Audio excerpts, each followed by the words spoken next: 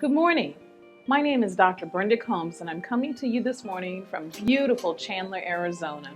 Today I am at the Women to Women Whole Women Win Conference, and I'm going to be sharing my story of how I overcame 10 years of homelessness and addiction to becoming Dr. Brenda Combs. I'm going to share with these women how to work on their goals and their dreams and focus on building up their self-esteem and self-confidence by believing in themselves and their ability to do their best, because I firmly believe that each woman has what it takes to be successful and to make their goals and dreams become a reality. So come with me and hear an amazing story.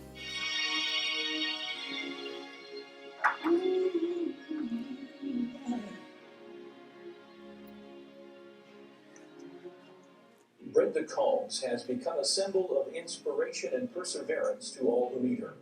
Her journey, which has been called From Homeless to Hero, has received tremendous national media coverage, including an article in Reader's Digest magazine and interviews on NBC's Today Show, as well as CNN News. Brenda grew up in a middle-class family in northern Arizona. Brenda fell into a bad crowd, began using drugs, and dropped out of school. I had nowhere to turn, I had nowhere to go. Lost sight of my dream, thought it would be the end of me. Her life continued on a downward spiral, leading her into serving jail time and becoming homeless. During her darkest days on the streets, she endured unspeakable trauma, including being beaten, shot, and raped. It took hitting rock bottom for Brenda to find the strength to turn her life around on a blistering summer day in Phoenix. I want to share with you a little background. It's not like I started underneath the 7th Avenue Bridge. I feel very fortunate that I was raised by two parents, a mother and a father, who were very loving. They were very spiritual. My parents were very nurturing. They really pushed for all of their kids to get a great education. As a family, we traveled together. We'd go to Sedona. My parents took us to Disneyland. I had a really happy childhood. I was in what they would call the busing program. So I didn't go to the school in my neighborhood where all of my friends were. I went to a predominantly all-white school, and where I was one of, I think there were 3 black kids in the entire school. It was very difficult to be in that setting back in the 70s. And I developed really low self-esteem. I was bullied. I was called the N-word. I was spit on. It was a very uncomfortable, horrible time. So I started to develop a really bad self-image.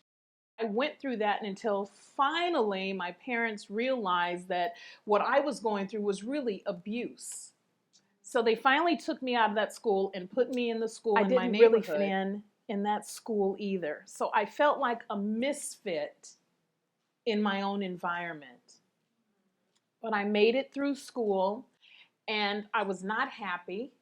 So I made the decision, so I'm going to go to summer school and I'm going to get all these extra credits and I'm going to graduate from high school early and go to college, because that's probably where I'll fit in. In fact, I completed all of my credits on a Friday, and I started at Northern Arizona University on a Monday. It was overwhelming, it was exciting, it was scary, and I learned very quickly at 17 years old, I did not fit in with that crowd either. They were more mature.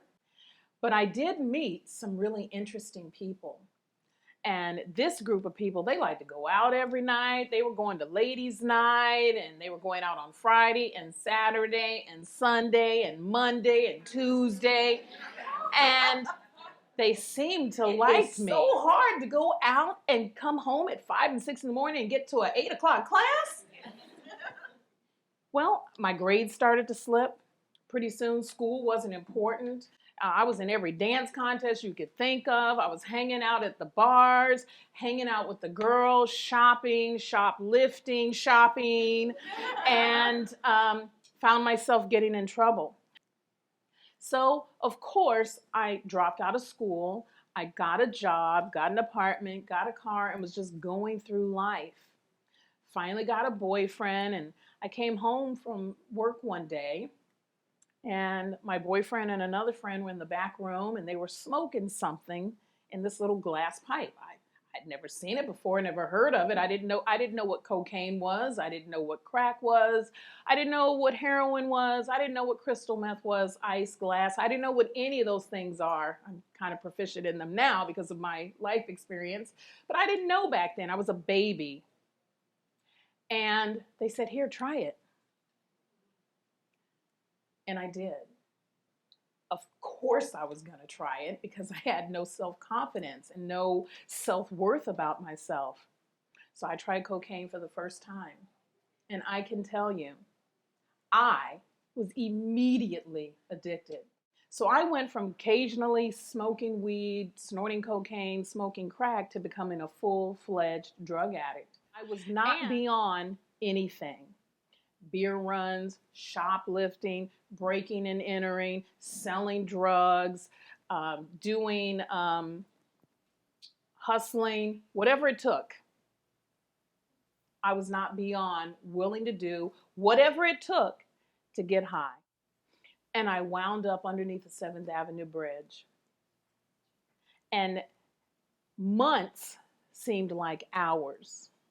Years went by and it seemed like months. The time flew by, and before I knew it, I had been out there for 10 years.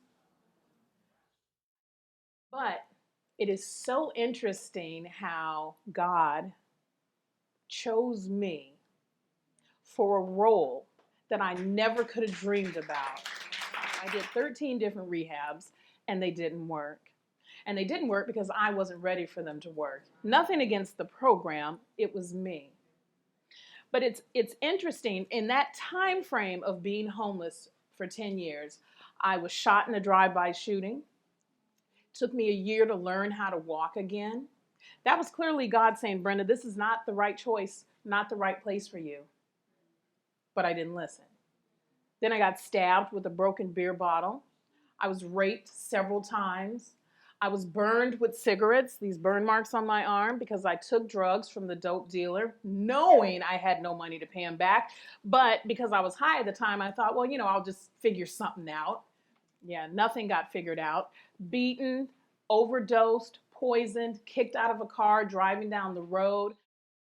And it's ironic that my life changed one day after getting high on what we call a cocaine binge. I'd been up for 7 days. I probably hadn't ate for about 10 days. And this is really going to take your imagination. I was skinny. And I had fell asleep in an alley off of 15th Avenue. And when I woke up the next afternoon, I realized someone had stolen my shoes. Shoes are a big thing for homeless women. Shoes are more important than even clothes. Because in Phoenix, in the summer, and that particular day, it was 115 degrees outside, I had no shoes. So in order for me to even go to the soup kitchen or the shelter or the police or the hospital or anywhere, I was going to have to walk, and I had no shoes on. I ended up having to walk a mile with no shoes on. And by the time I got down to University Park, I had 2nd and 3rd degree burns. My feet were burned, blistered, bleeding. I was dehydrated. It was worse than getting shot. It was the worst pain I've ever experienced. And when I made it to the park, some of the homeless people came and got me, and they were trying to give me water and trying to take care of me, if you will. And eventually, when I kind of felt like, I guess I'm going to live, even though my feet were burning, I sat up in this park and I looked around the environment that I was in, and I realized, my God, for the first time in 10 years, I said to myself, "Brenda, what are you doing? This is no way to live. There has to be more. There has to be." So for the first time in 10 years, from my heart, I said, "God, I don't know what it is that I'm supposed to do with my life. I have no goals. I have no dreams." It's sad when you can't even dream. It's free. I couldn't even dream. I had no goals, I had no direction, I had no hope. So I simply said, God, I don't know what it is that you want me to do with my life, but I don't want to be homeless. And I don't want to be a drug addict anymore. And God, I need you to take this away from me. And you know what happened? In that moment, in that park, in 115-degree heat, I could hear birds singing. And you know what? That was the voice of God saying, Brenda, I hear you, baby. I hear you. I got you. Come on home. It's going to be all right. I went and turned myself in, and my PO refused to sign the warrant against my arrest. So she gave me a resource book, and she said, today is the day that you have to help yourself.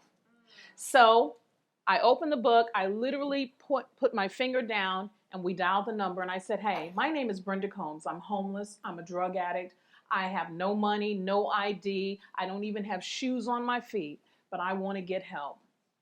And they said, we'll take you.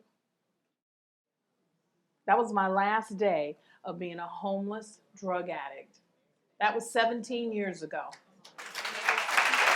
Now, to fast forward, I made it through the program, which was no different than the other 13. I was just willing to take some suggestions. I was willing to be obedient. I was willing to do whatever it took. And I went back to school, and I got my bachelor's degree in human services in 2 years. I then decided to get my master's in special education. I did it in less than a year, and I worked 3 jobs while going to school because I decided that I would never be homeless again, and I wanted to be a homeowner. So I worked my 3 jobs so that I could get a house, so that I could provide for my son, and started working on Brenda. And then next thing I know, I was invited to appear on CNN, which I still couldn't understand why. And on CNN, I was presented with a full ride scholarship. I was the first person enrolled in Grand Canyon University's doctoral program. Completed that in 3 years. My doctorate is organizational leadership with an emphasis in education. My dissertation is the study of the success factors and strategies that enabled women to overcome homelessness. And I started my foundation, Finding My Shoes, which, by the way, I never did find those Converse. I don't know to this day who took my shoes, but if you're here, thank you. You helped me, by the grace of God, change my life. I would like to do right now, share with you this affirmation called I Believe in Myself. I believe in myself and my ability to do my best because I am intelligent and I'm capable of achieving greatness. You know why? I can learn.